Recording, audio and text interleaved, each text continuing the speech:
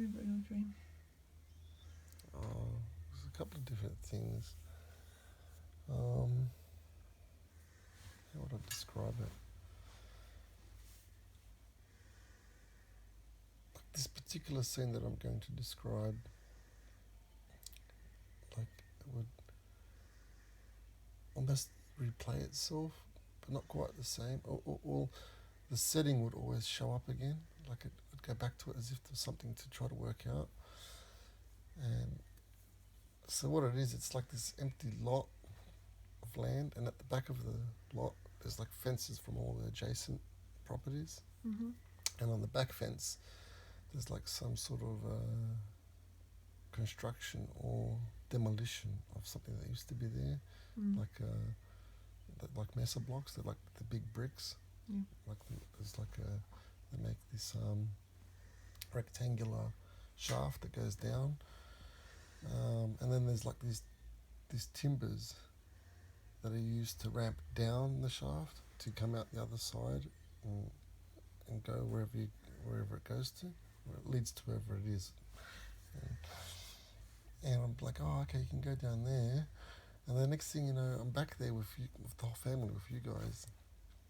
And when we get up close to it, the first ramp is broken off, as if someone's fell down there. I'm like, oh no, what are we going to do? And I've got a bike with me, like Adam's bike, a nice mountain bike. Mm-hmm. I'm like, okay. And then at the front of this shaft, there's like this little overhang, temporary platform, like a balcony thing. Because that shaft isn't just like going down on the inside, it's also on the outside. It's like there's a moat, not a moat, there's like an empty space. If you could imagine a big ditch dug out and then there's a shaft in the middle of it, right? Okay. So then on the outside of the shaft there's this like temporary platform balcony thing, and then all of a sudden we're all lying there, and I got some blankets to comfort the younger kids, and I'm like, all right, we've got to be careful, I don't want anyone falling down here. Mm-hmm. It's like I was trying to work out how to repair the first ramp to get us where we've got to go. And then I thought to myself, you know what, I can just ride down and see if like there's another way to sort of get there. Mm-hmm. Like, so I was prepared to do all these different things to solve the situation. Yeah. But it's interesting, why am I going down into the depths? It's like I've got to go down. So in the end, it's like you guys had to wait, and I had to go down into the depths as if to sort of confront my shadow, because that's where the shadow is, in the underground, right? Mm-hmm. And I've been struggling with that today and yesterday, like my shadow. And then there's this other dream where Hang on. Can you just say how you've been struggling with the shadow?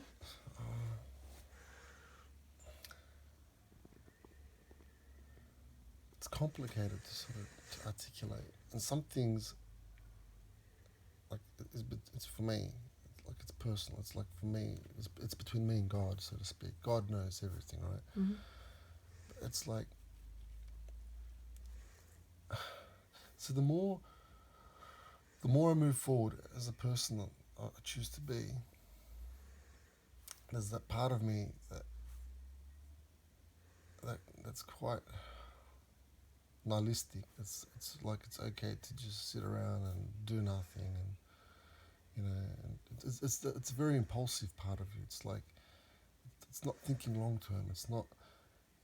Cause there's a lot of natural necessities in life that show up in your impulses, like survival, for example. Yeah. Right. So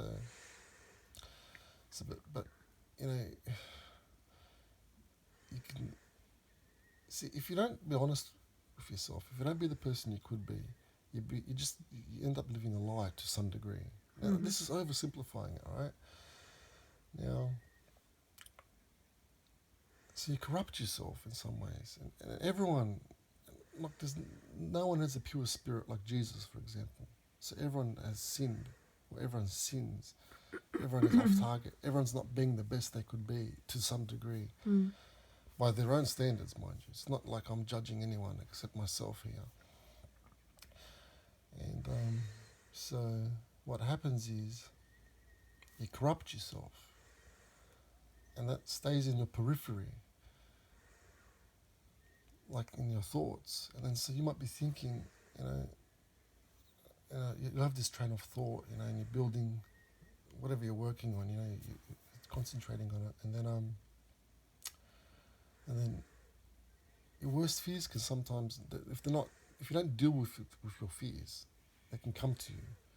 It's like they'll keep coming to you, like in your consciousness, until you deal with it, until you do something about it. So, like, I'll have a train of thought, and then I'll remember my worst fears, and then I'll play it out. It's almost like it's in my imagination. It's like I'll think in a way that sort of represents my worst fears. I'm like, far out, man. It's like I torture myself. It's like I'm still integrating it. I'm still learning to build a stronger train of thought. And to give you a bit of insight into what I'm trying to talk about is, I'm very open-minded. I can go with the flow and just let ideas come to me. And I think that's what really happens. Ideas come to you. It's not like you come up with everything. Like, you're connected with everything. So with all the experience you've ever had, with all the different things with all the potential of life, like the potential, like quite literally, can show up in your consciousness.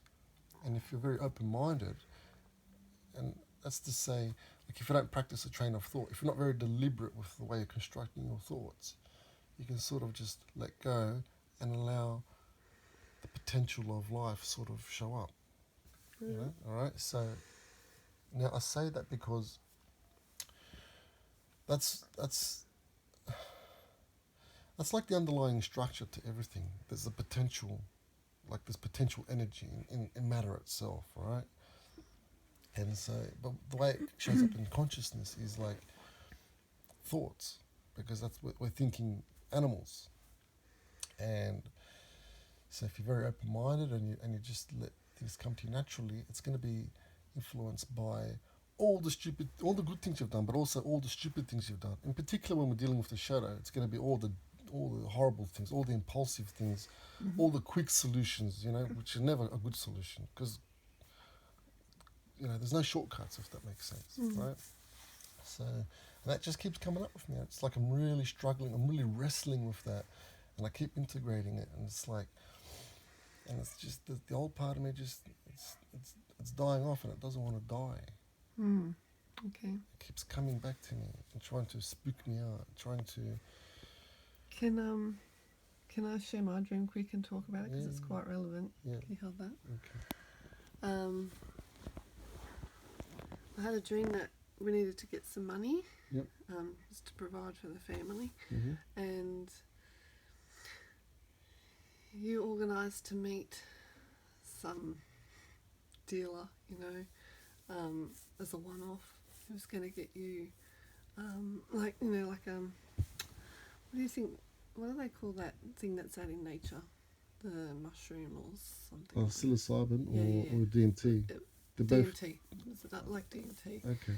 Well, the psilocybin, that's the mushroom one. DMT is like the chemical in lots of different plants. It could have been psilocybin, because when you eventually met this guy. You just said DMT though. Yeah, but now that I know which is which. Right. The guy gave you a mushroom. Okay.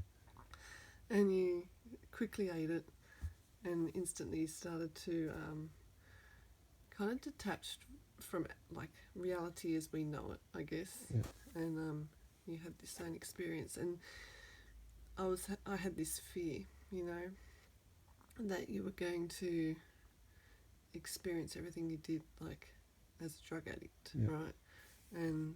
But more importantly, that was going to, that you were going to go back to those ways,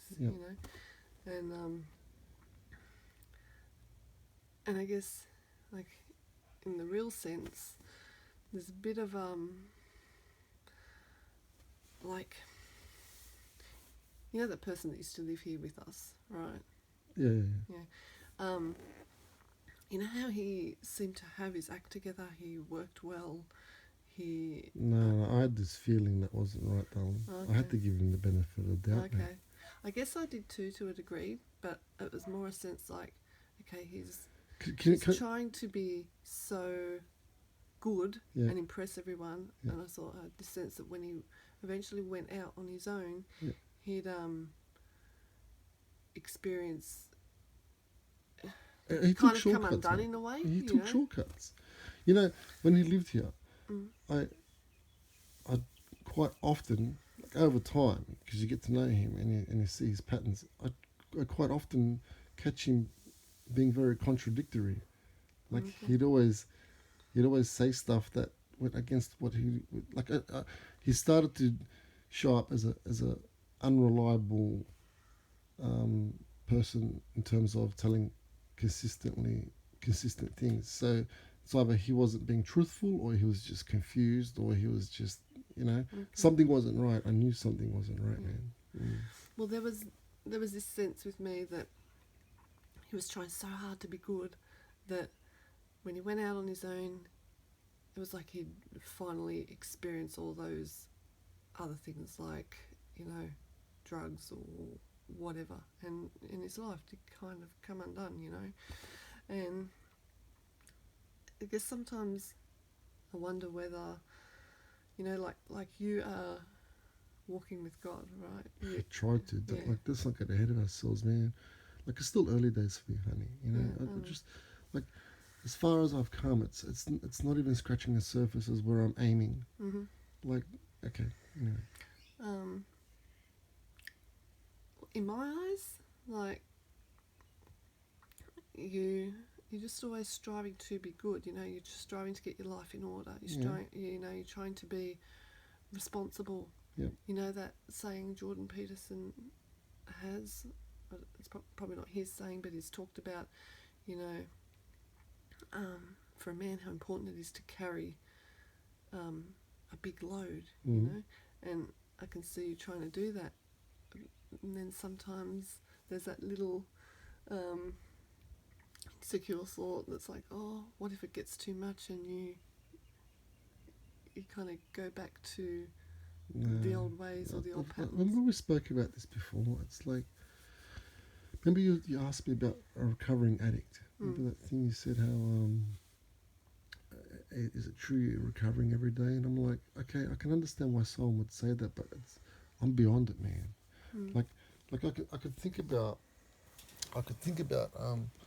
substance abuse or something, and there's, like, you know, I was talking about my shadow, for example. The impulsive side of me, it's like, oh, you know, being whacked, sitting down, eating some yummy food, or playing a game, you know, or listening to some really good music smashed off my face.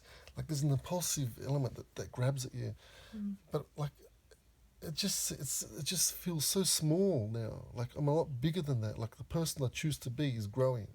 It's just a lot bigger. So that when that impulse when I entertain that impulse, it's not that I even entertain it. It's like when it's like a thought experiment. It's like I think about, you know, what's going on there. Because remember I told you, like, from the age of 4, I knew I wanted to be a scientist. And then not long after that, I would look at, like, homeless people or people with drugs, and I'd think to myself, why do people get like that? And I really wanted to know. So it's like my whole life is an experiment on the human condition. It's like I'm really paying attention to so many different things, like things like my impulse, things that lead to people losing their way, being lost, you know. I had to live that for a long time because I really wanted to know, how do people get like that? And it's scary because when you stretch your mind to a new idea, it's like there's no going back. No. Then I gotta keep building the person I want to be to so I can be bigger than some of these experiences that get people lost. You know, and I say that thinking about psychological conditions, like actual psychopathology, and I mean that in the technical sense, not like some raging murderer.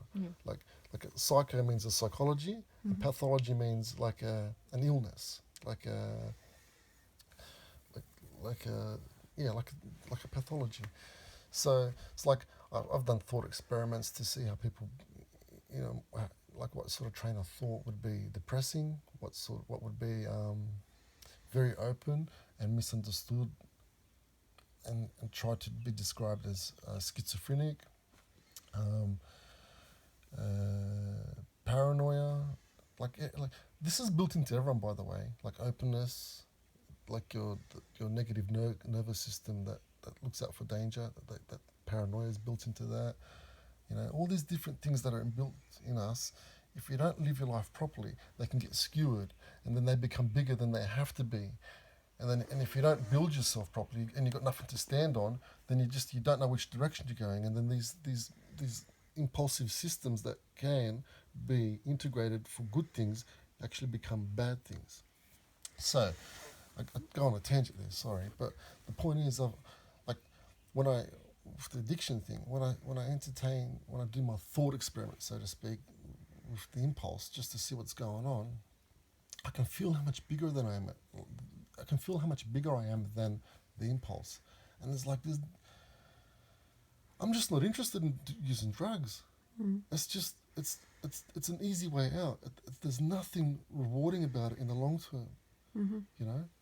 It's just, and the things I'm working on right now are just so challenging and so fulfilling. Like even going to the gym when I don't feel like it, I get it done, and it's like I'm a little bit closer to where I'm going, and that's where I want to go. That's the whole point. So, yeah. Why did I start talking about the recovering addict again? Because you're concerned about me getting too overrun by with responsibility of life. I guess it drives me forward, man. I guess, are we lucky, or like, I'm just grateful that you find these things very rewarding, and it's hard. It's even deeper than that. Can I tell you?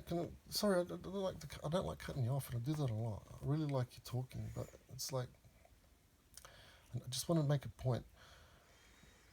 All of my transformation has like a focal point, and it starts with God. And I don't mean it in the sense that maybe everyday people would use the word God, because for me, God it means everything. All the things I know, all the things I don't know, all the things I don't know that I don't know. It's so deep. Like, there's a lot of things to it. It's a functional idea for starters, but it's more than that too. Because remember, it's everything I know, everything I don't know, everything I don't know that I don't know, right? And this is interesting too. It's everything I know. It's everything I don't know that I do know as well. Because it's everything you don't know. It's everything I know that I don't know. Like if someone says something to you, and you just know it's true. It's like there's genes in your body from your parents and from their parents, and there's some sort of, I'm going to oversimplify it, but it's not going to be technically correct, but there's memory in your genes. So there'll be things you hear, there'll be stories you come across, and your nervous system lights up, so to speak. It's because it's embodied knowledge, maybe not in this lifetime, in your ancestors' lifetime, and there's truth to it. And it's like, oh my God, I know that. And some people, they're not open to that, so they won't have that experience, but a lot of people do, because it's a phenomenon that's worth considering. There's something to it. I think it's truthful from my own experience. So anyway, God is everything, right? It's the things you know, things you don't know, things you don't know you don't know. It's the things you don't know that you knew. So like, it's everything. And any other combination you can come up with, that's what it represents. But it's more than that too. It's deep, right? So it's something that allows you. It's something that allows you to move forward in the sense where there is something that's bigger than you. And at the top of the hierarchy, it's something that is bigger than everything, and it connects us. It connects everything. Yeah. And it shows up in every level of life. Like for a human being, it's all your cells are working together for something bigger than them, which is the body you are. And then all the different human beings are working together for the one great body of the human being. If you picture it as one big human being, and then life works together for the one living organism that is the planet Earth, and then all the other planets work together. That is the solar system. Like, it's a natural structural. So you're talking about what Wayne Dyer would call oneness? Yeah, well, it allows. Oneness is another structural thing of the universe, and God connects everything, and that's how oneness shows up, right? So anyway, I aim at that. I keep digressing.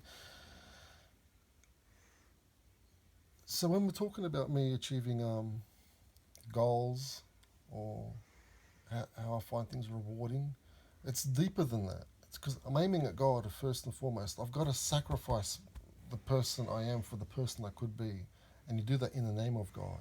Mm-hmm. That's how the divine shows up for me. Being the so Jesus, it's my version of Jesus, right? So I be the best person I can be, Yeah. you know, and that's the ultimate goal. That's what's worth doing everything.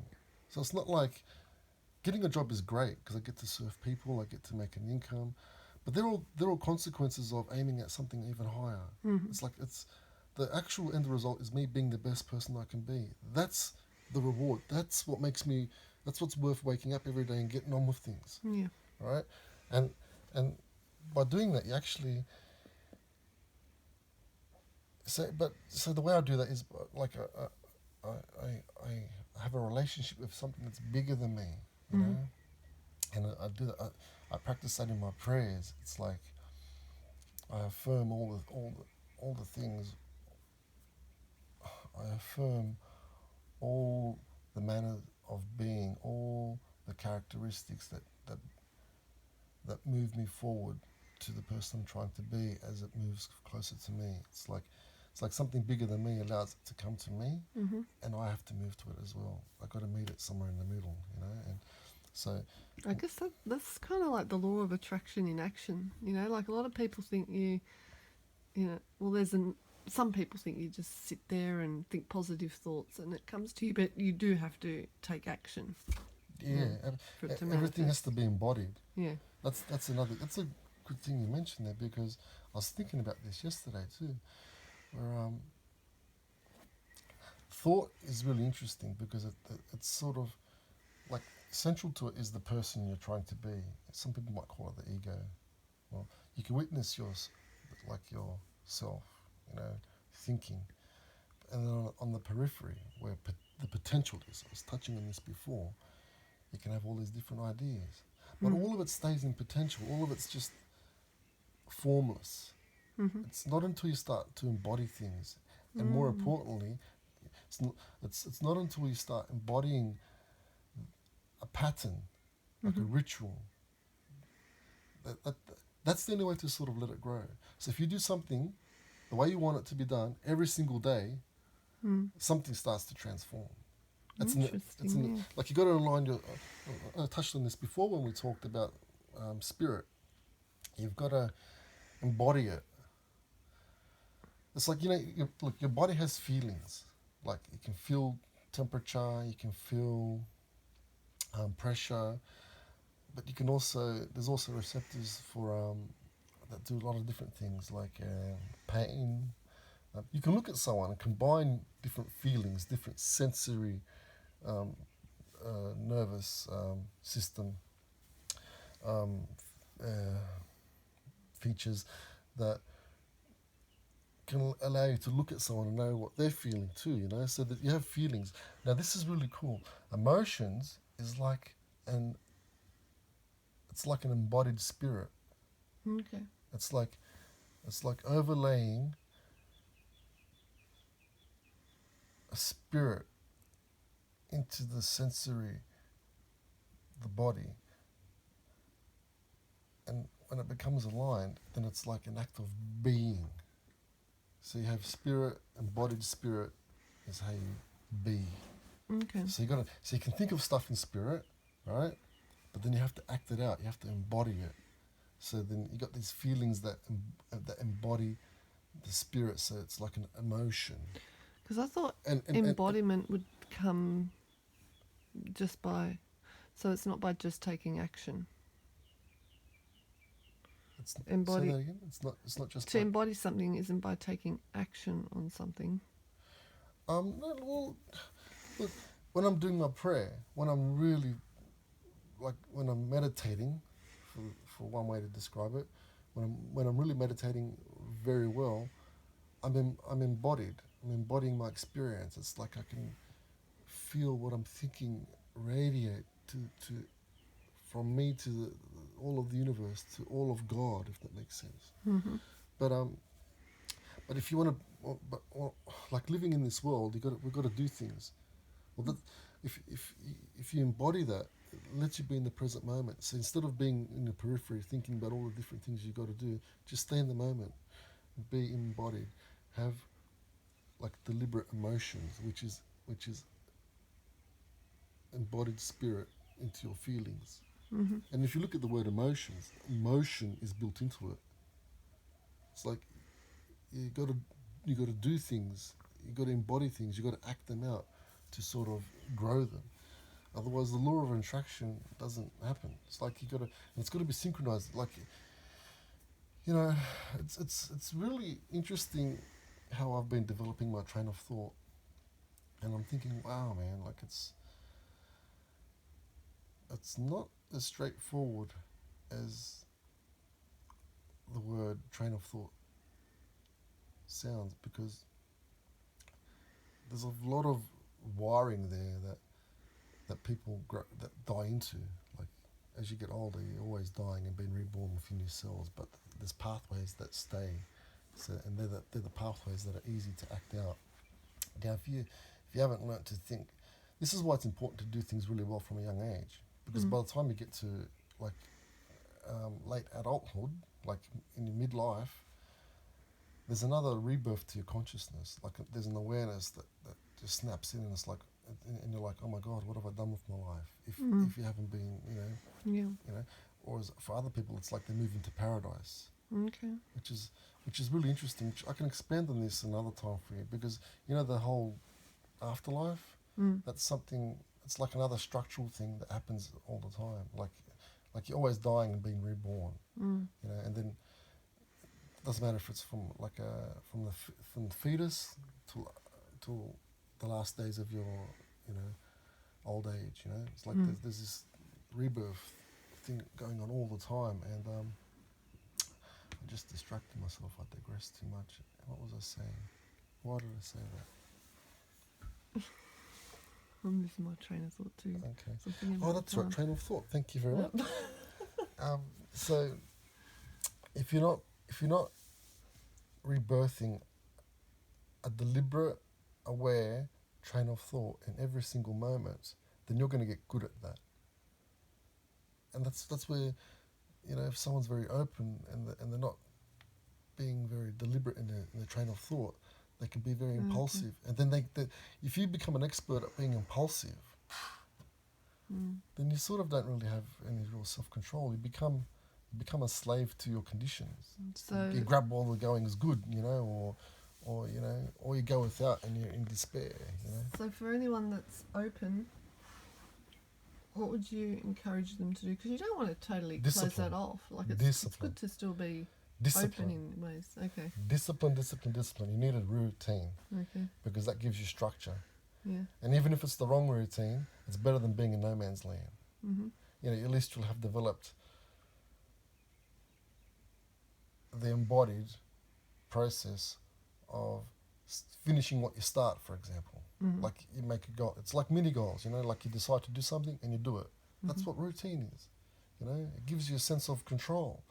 So, as an adaptive organism, whatever you do, you become an expert at. So if you become very organized, if you become very deliberate, you become an expert at that. And then the really cool thing is, though, because you can always improve, right? And then because you actually develop this ability to get things done, then you can aim at something better all the time and just keep moving forward a lot easier. But if you develop, what's scary about today's generation is they're very impulsive. And they're going to become experts at being impulsive. And then what happens is, if you get so lost, you don't have the discipline to find your way again. And then you're done, mate. It's a bit concerning. It's bloody earth it is, mate. Because a lot of people are damned like that. This is what Scripture talks about. And I'm not trying to make this, convoluted or very vague. But, like, how I was talking about structural things that show up in life. Like, I touched on potential. I touched on, what else did I say? There's two other ones. Anyway, some of these things show up in stories. And there are really good stories in the Bible, for example, and it talks about people being damned. You know how I said, listen to this. You know how I said you get of an age, like in your midlife. Midlife. Yeah. Almost. And then you have another progression in your awareness. It's like your own judge, sort of. If you think about how people live, your own judge damns most people. You don't do anything. You've got nothing to do with them. There's just a set few that are in your life. That, and that's like another factual explanation of one of the, like the coming of Jesus. The return of Jesus. Everyone gets damned. It's like your own judge. That your own better person eventually discards almost everyone as if I'm not doing a good job of articulating this, but the point I'm trying to make is most people get lost. Like as society gets bigger, most people get lost. There are some things they can get good at, and then collectively we can move forward. But if you look at like our ancestors, they used to be men of renown. They used to be men that could like smelt iron, farm crops, hunt animals. Like when I say hunt animals, I'm like catch them, skin them, prepare them. It's not like today where everyone's good at one little step of a big process. All right. So they used to be men of renown. They could do everything. They could build houses. They could make the plumbing to the degree that they used to do it. They could build transport. Like carts for the horse and buggy. These men of renown, they were multifunctional in a complete way. Like they didn't just know some stuff from a lot of stuff. They used to know a lot of stuff of most stuff. I guess this is all due to just the way technology's evolved. You look at kids today and it is very impulsive. Like they're often on computer games, social media, that's and right. it's the way their brains are being that's the programmed. price. It's the price you pay for the lifestyle we have. Because like I'm not trying to sound like I'm complaining, by the way, because there's good and bad in everything, right? Like there's the way you used to live. If you're successful, the way you used to live, you were a renowned person, a man of renown. Like you were so functional, so accomplished, so rewarded. But almost everyone else was like. Well, there were many that, Like it was a big struggle, But like today, we've grown different structures, like literally, like infrastructure, organizations that sort of allow us to sort of really focus on just one thing, which is interesting because then, see, as a person of renown, they wouldn't they could smelt iron, for example, but it wouldn't be to the level of we do it today. Yeah. Because we have people that are specifically just working on one step, and then he works with someone who specifically is like increasing the knowledge and practice on another step, which we get to build, cars, like all these different things that men of renown, they just, like they were really good at everything, but they never mastered anything to the degree that we master things today. Yeah? So there's a price to pay for progress, and one of them is people don't have anything to do because other people, are so efficient that they get a lot of the stuff done for people, but see, and then the good side to that is we get to explore different things you never would have time to in the past because you'd be too busy trying to survive, just things like that. So, like I know I digress, but look, the whole point is you're an adaptive organism. You need to decide what you want to be so you can move to it. Because if you don't, then there's an impulsive element built into that. And then if that gets skewered, it can develop into pathologies of your psyche. Like, schizophrenia, for example, is there's supposed to be a random element to it. But, like, it looks random, but it's not. It's like, another thing about the organism is it's always trying to move forward. And if something's not working, it'll just keep trying again. So if you get a bad thought process, then and like intuitively, you probably won't be able to articulate it, but intuitively you'll think that's not right, and then you'll just try a new thought process. Now, if you also screw it up that you just keep resetting your thoughts, it's going to be very random and impulsive. Okay. And that's like another feature that's inbuilt to schizophrenia, you know? So you got to choose who you want to be, and you got to go for it, man. And you got to be so relentless. You know, the more you put into it, the more will come out of it, you know. But if you become, you know, easygoing, leave things to other people, be impulsive, you know, you just become lost. If you don't sort of choose something, you're in no man's land. Yeah. You know, and that's a sickness of the human condition.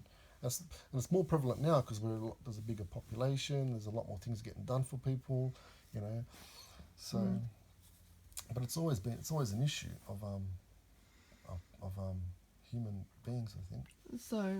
So you would say, choose a person you want to be, and with the best detail you can have. So you aim at God. Well, you do it in the name of God, so it shows up as then it shows up for you as you being the best person you can be. It's really fractal. It's very interconnected. It could go so many different ways, which is why it's important to decide on how you want to move forward.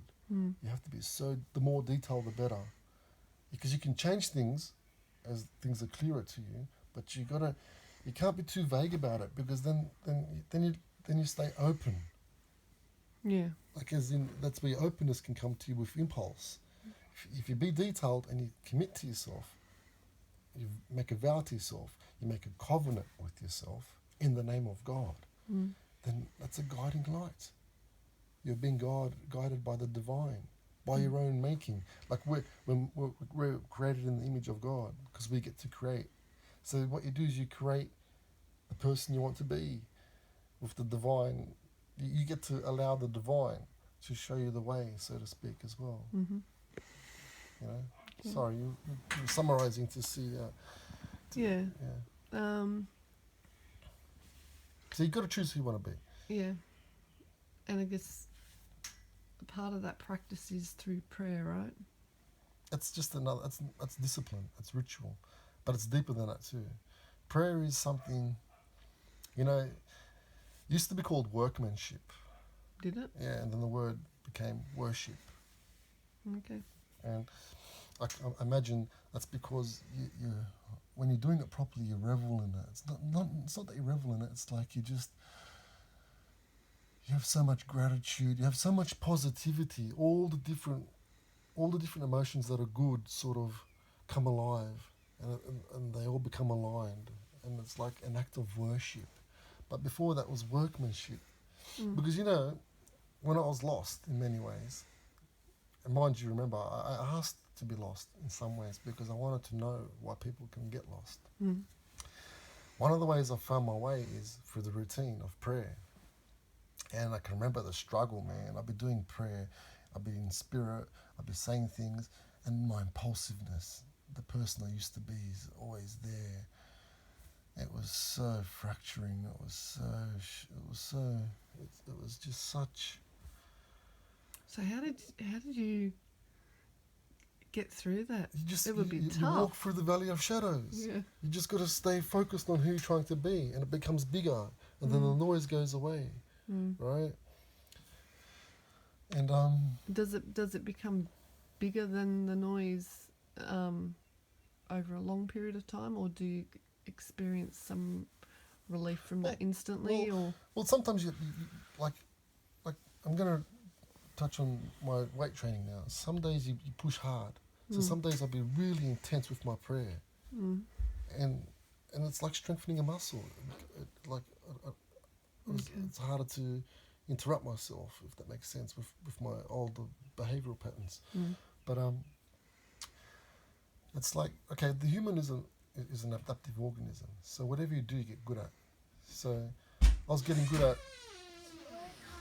I was getting good at prayer, even though it was very impulsive in some ways, like interrupted with my impulse. But that would get stronger, and then the next time, like it's a gradual progression. It's like you eventually become very focused and and deliberate, and it's like you're exercising a part of you to be very controlled and deliberate. You develop a train of thought, like with all the control that you choose, you know. But it takes work. You got to work at it. You need routine. You need discipline. Okay. And then that gets bigger. That gets stronger. And then it's like the person you're being is becoming bigger and more embodied than you used to be in terms of your old behavioural patterns, you know. Yeah. And it's like you just got to stick to it. Okay. Anyway, look, I'm distracted with Bubba. I want So to talk I'm to gonna her. I'm gonna end All right. this now. All right. I got another dream to talk to you about. Anyway. Oh, okay. Yeah. Yeah.